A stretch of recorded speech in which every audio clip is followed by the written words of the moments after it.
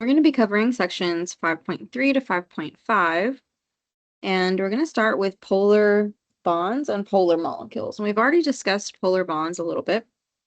Just want to go through a review of that. So bonded atoms with different electronegativities that share electrons unequally, we call a polar bond, and they will create what's called a bond dipole. So a dipole is basically an uneven pool of electrons.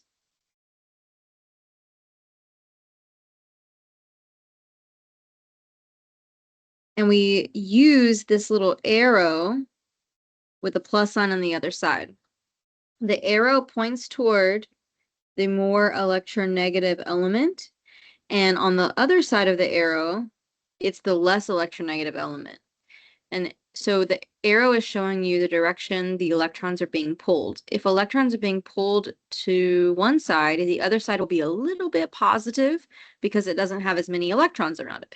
So we call this a dipole. Polar bonds have a dipole because they have an uneven pool of electrons. And so we can take a polar bond, which remember is any bond between two different elements. It's not CH. Again, that's a broad overgeneralization for this class, but that's what you can use on exams and quizzes. For a molecule to be polar overall, it has to have polar bonds that do not offset each other. So, for example, if we look at carbon dioxide's Lewis structure, the carbon-oxygen bond is polar. If we were to draw these arrows, we would see that the oxygen is more electronegative, so we show the arrow pointing toward the oxygen because it's pulling the electrons. So imagine we're playing that tug of war. What does that look like? We want to consider the shape. So we want to consider the shape of the molecule, otherwise known as the molecular geometry. So the table that we've been using is going to come into play here. So we'll have the shape. I want you to think about drawing it in its correct shape, and then you can plug in those dipoles, those arrows, and imagine if this was a tug of war, would the whole molecule be moving? Would one side win the tug of war, or would it be equal? In this case, we can see it's equal because the carbon and oxygen here have a polar bond. The oxygen is pulling away from the carbon, and 180 degrees across, another oxygen is pulling in the opposite direction. They're equal and opposite poles, and so we consider these to be canceled out. The dipoles will cancel, so we say it's no net dipole. Net meaning overall. They cancel out. So if you're thinking about tug of war, the molecule is not moving, right? That carbon in the center of that tug of war would not be moving anywhere. It wouldn't be going to the right or to the left. It would be equal because the pull is equal on both sides. We'll maybe look at some actual tug of war stuff in class, and that can help you a little bit with it. But just imagine that tug of war. It's really important to think about the molecules in their correct shape. And so before we get into the next slide, which is actually going to give away my point here, let's think about water. So draw the Lewis structure for water and then come back to the recording. Water's Lewis structure, you should have two lone pairs on the oxygen, and then we have the H's on the outside. Now, upon first glance at a Lewis structure like this, we may think that the molecule is linear. However, if you use that chart and you go down to the SN of 4, so we have 4 electron groups around that center, you'll see that if you have 4 electron groups around the center and only 2 bonded, we actually have a bent molecule. So let's draw it in its bent shape now. This is going to help us determine the polarity. If we don't look at those shapes, we might not determine the polarity correctly. Let me just get rid of this. Okay. Watch. Let's draw our dipoles now. Oxygen and hydrogen is a polar bond. Who pulls more? The oxygen. So we would show the arrow pulling toward the oxygen and a little plus sign where the hydrogen is. When we do the same thing on the other side, it looks like those two arrows cancel out because one is going left and one is going right. And so if you're a physics person, you can see like vectors kind of canceling out maybe. That's the same idea. However, this molecule is not linear. It looks nonpolar when we draw it linear, because it looks like those dipoles would cancel out. If water was nonpolar, we wouldn't have life on this planet. So thankfully, water is polar because we have our dipoles that look like this. Do you see the difference in when we drew it in its shape, how we can tell the molecule is polar? Do you see how there's a net dipole, and I'll do this in purple, the net dipole is going up. We have one going up and to the left, one going up and to the right. So the left, right kind of cancel each other out, but nobody's canceling out the up. There's no down pull. So overall, we would have a net dipole up. If you have a net dipole, that molecule is polar. So here we have a molecule with polar bonds, but it's nonpolar. So it's a nonpolar molecule.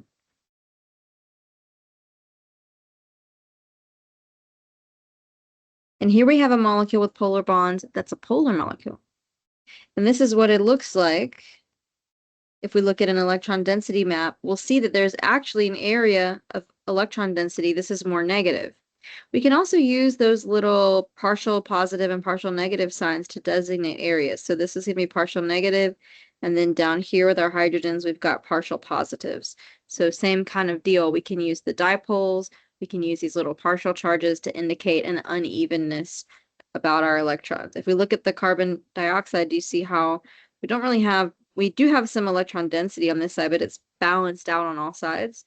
We don't have any red down here. There's no electron density down here. So this is an uneven molecule. I hope that makes sense. So how do we measure polarity? Don't worry too much about this, but if you're curious, how do we know the molecule is polar or not?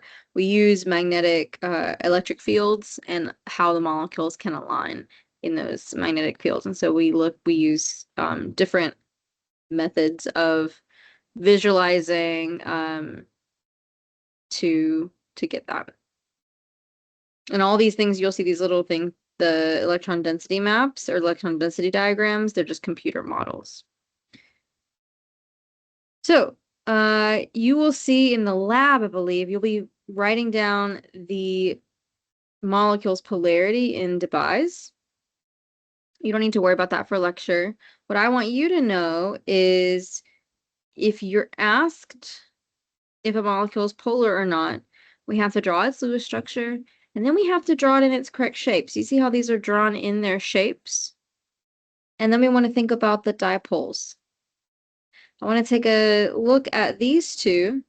These two are shapes that are always polar. So a bent shape and a trigonal pyramidal shape, no matter what it is, will always be polar. Versus a tetrahedral shape could be polar or nonpolar. We can see here that we have a pull down, but no pull up. So this is a polar molecule. Here we see we have a pull down and a pull up, but they're different pulls. This is a fluorine. Fluorine is going to pull much harder than the chlorines. So overall, we have a pull up towards that fluorine. If it's not the same element on all sides, it may not be a nonpolar molecule. It depends. So to give you an example, if you look at that ozone we looked at in the last unit, and let's draw it in its shape here. And I'm just going to use one of the resonance structures.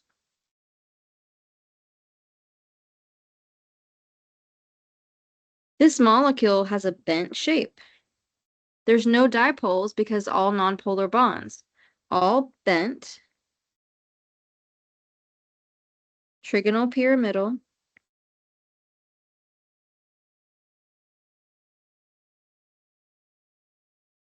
T-shape, seesaw. Let's see, trigonal. No, not trigonal. What are the other ones? There's another. Oops.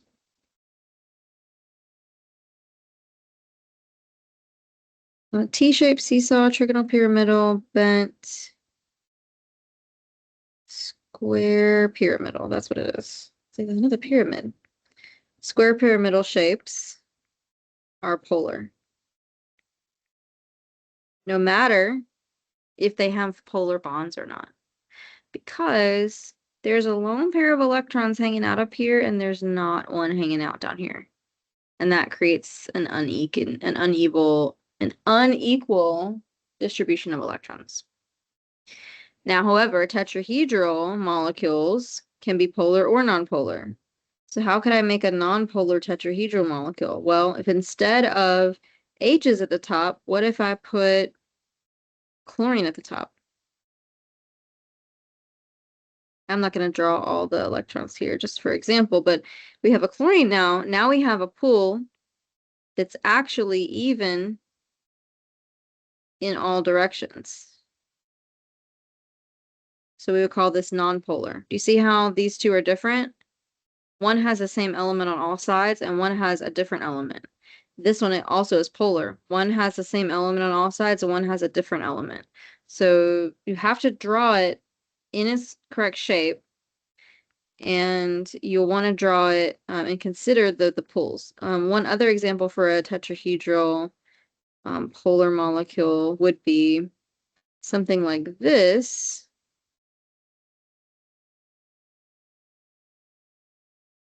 And this one seems like it might be nonpolar because you kind of have an H on this side, a H on this side, a chlorine on this side, a chlorine on this side, especially if you draw it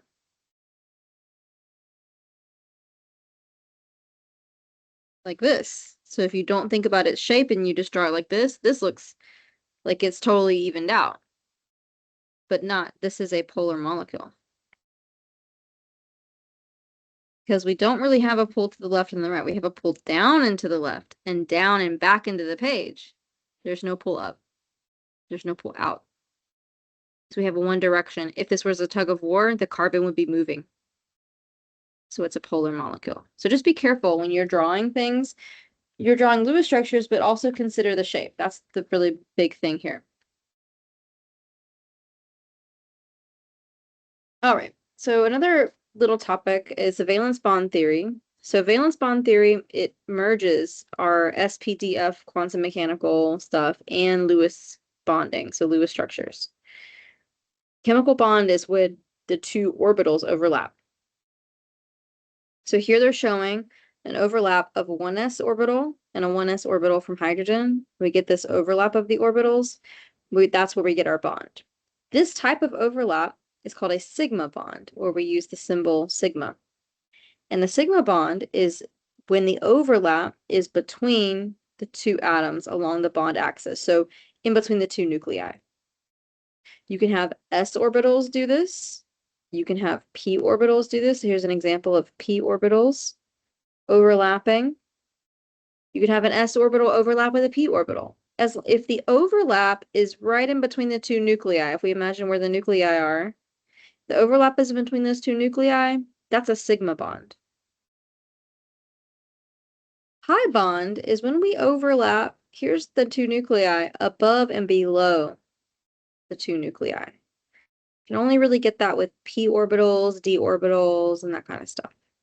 Can't really get it with s orbitals because we don't have these lobes, right? So we can turn the p on its side and we can get this overlap in between, or we can have the p's up and down and we get this overlap here and here, which is above and below the level of the nucleus.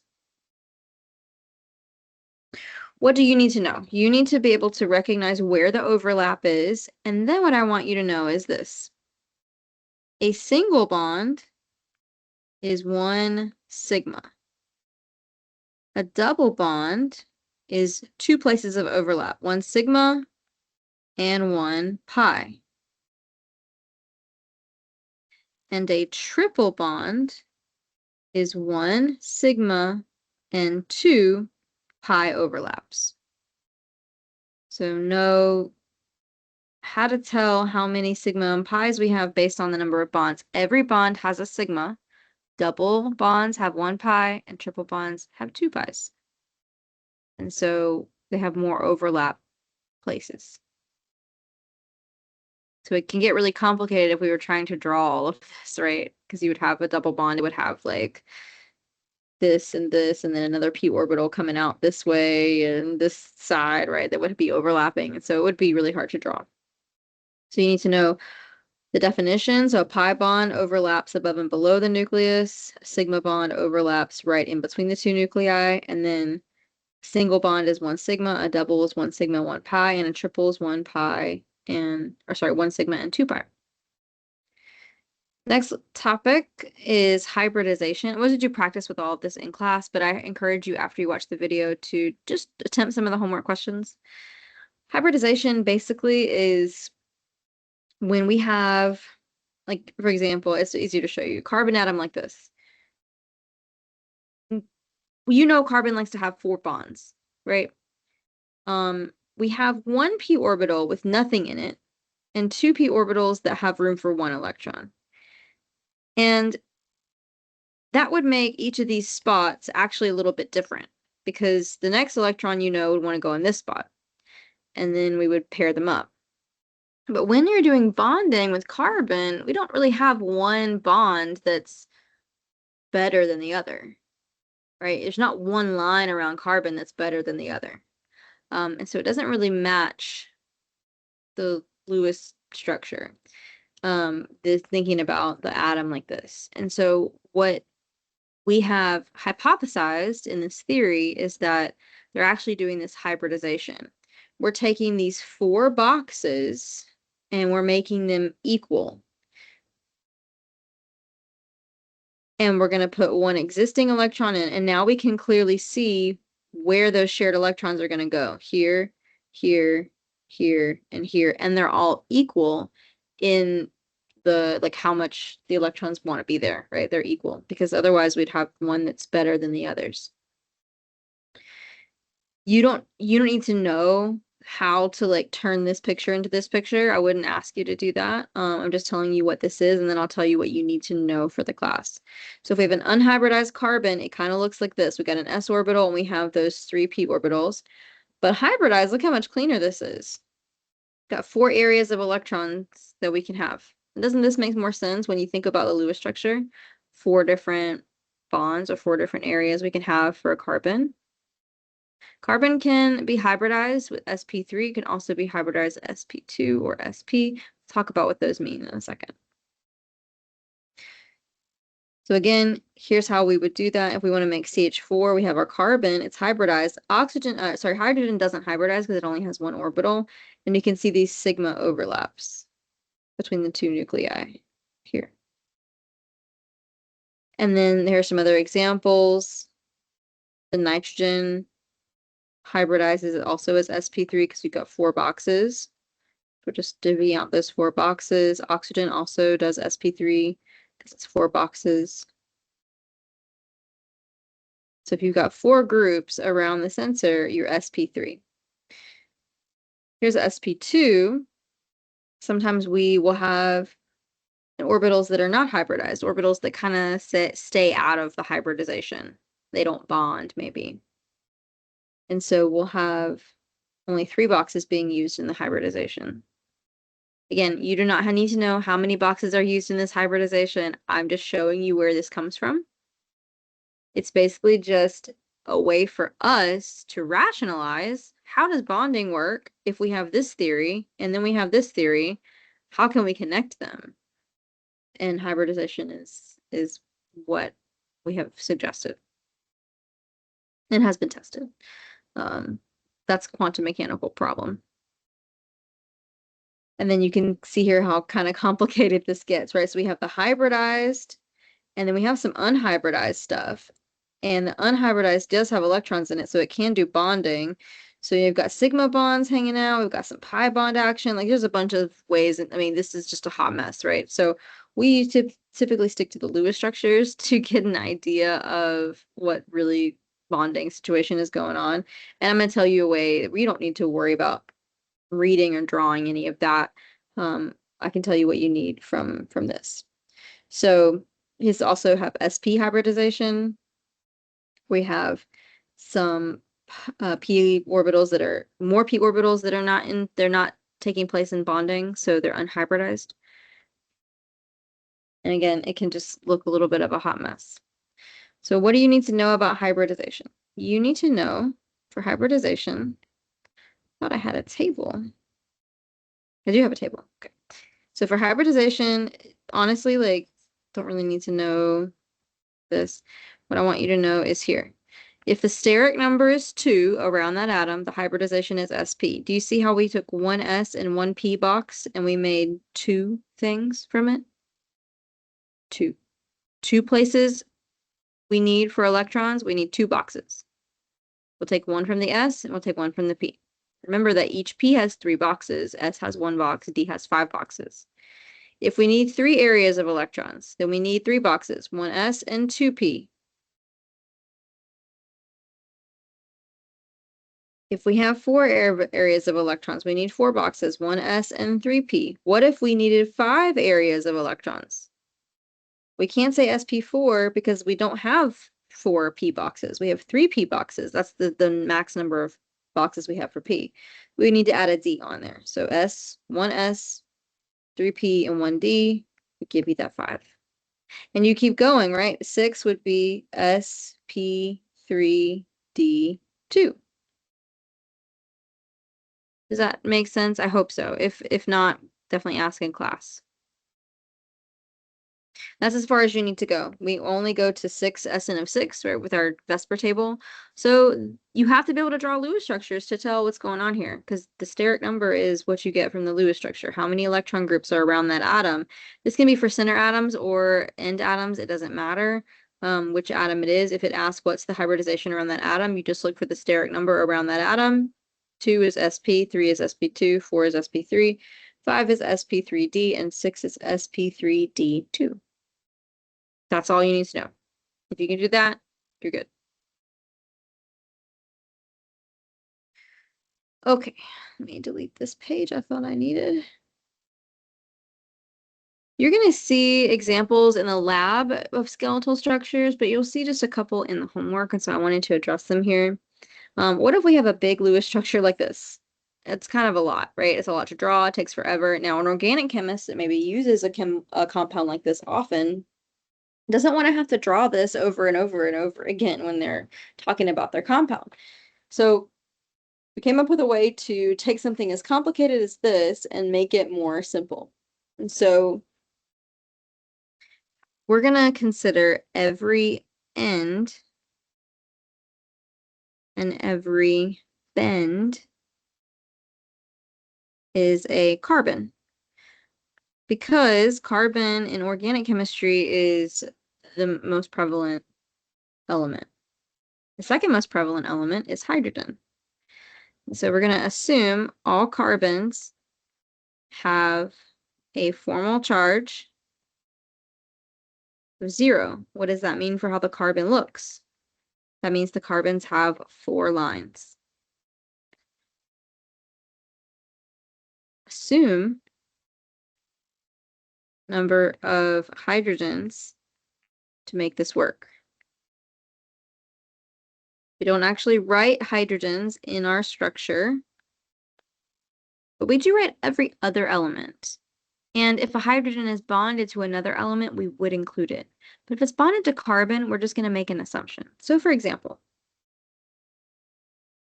this carbon here is this end right here. If we look at this end, it only has 1 line. So we know it needs 4 lines. 1, 2, 3. Those are the 3 H's. And we're just not writing them, but that's where they would be. And that would be our carbon here. The next carbon is here. It has 2 lines. So how many H's does it need? 2. There we go. There it is. So take a look at this and see if you can see the relationship between these things. So every end and every bend is a carbon. And every intersection essentially is a carbon. And then every carbon has invisible hydrogens around it to give it a formal charge of 0. So even though we don't include the hydrogens here, there are actually 3 that we're not writing. And this makes it so much easier. Imagine drawing this versus this. We also don't include lone pairs. We're just implying lone pairs are present.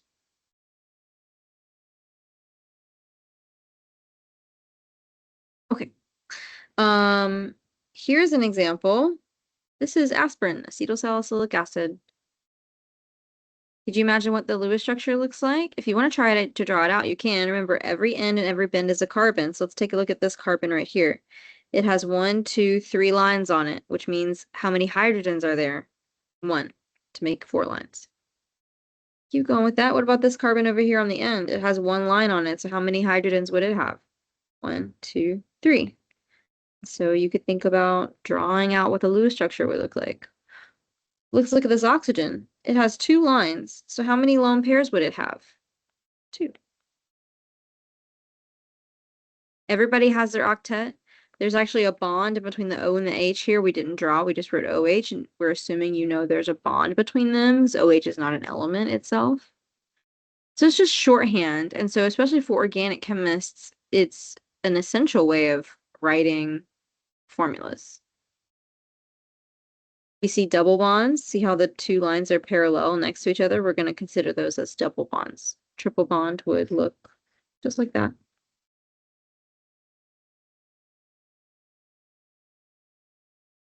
So a triple bond, if you had like C like this, actually let me just include something like this. If we had a triple bond in the middle and some CH3 groups on the outside, it will look just 4 C's, and it will look like this. It would be linear because that triple bond keeps it from bending. Because these carbons are linear. See, look, they have 2. If you look at this carbon, it's got 2 groups around it. That's linear. So this carbon got to be 180. If you look at this carbon, it's got 1, 2 groups around it. So this carbon got to be 180. If both the carbons are 180, that's a straight line. Notice that when I was drawing this, I gave myself these little periods, these little knots. It helps me count the carbons. It's really hard to do a triple bond, so I just want to show you what that looks like. Again, you're not going to have to draw these for me. You may have to interpret them if I give them to you. I might say, how many sigma bonds do we have in this? How many pi bonds do we have in this? And you could quickly count it up. But don't forget that there's a bond that's not shown there. How many lone pair electrons are there here? They're not shown, but you could figure them out. How many hydrogens are here? What would be could you go from this structure to this formula? Could you count them all up? Those are kind of things that you should think about, especially I know you have in the lab some of this stuff, but especially if you're going to go to organic chemistry next year, you'll be seeing a lot of that. We talked about the hybridization based on steric number. Quickly, if a molecule has multiple central atoms, you can have hybridization and shape around the center atom that's different. So like this could be a trigonal planar carbon. These are actually all trigonal planar, but you could have, like, let's say this carbon wasn't, let's say this carbon looked like this. This would be a tetrahedral carbon that I'm highlighting. And then this would have to have another 8. That would be tetrahedral. This one was trigonal planar. So you have to you can have different, it's independent of the whole molecule. And then the last thing, you saw this when we were talking about resonance, but you see how the double bonds are rotating around in the resonance structures. This is a way that the structure can really be stable. And so we call that the delocalization of electrons. When electrons are moving around in a resonance structure, we say that they're delocalized. And so this is benzene. It actually has alternating single and double bonds. We say they're conjugated because it's alternating. 1 single, 1 double, 1 single, 1 double, 1 single, 1 double. We say that's conjugated. And they all have, every carbon atom has an unhybridized p orbital. So these p orbitals, if you kind of look at the side, are actually making this ring. They're overlapping in a way that make these 2 rings. So these pi electrons are floating around above and below, and this makes what's called an aromatic compound because the electrons are delocalized. They're just kind of running around like NASCAR in there. And that's what makes it an aromatic compound. And aromatic compounds, you may have heard that word before, but aromatic compounds basically just mean that the electrons are delocalized or conjugated. You'll learn more about that in organic chemistry, so don't worry too much about these, like this delocalization thing, and just part of the textbook, and I wanted to address it. But that's all for this video. Um, we'll see you in class.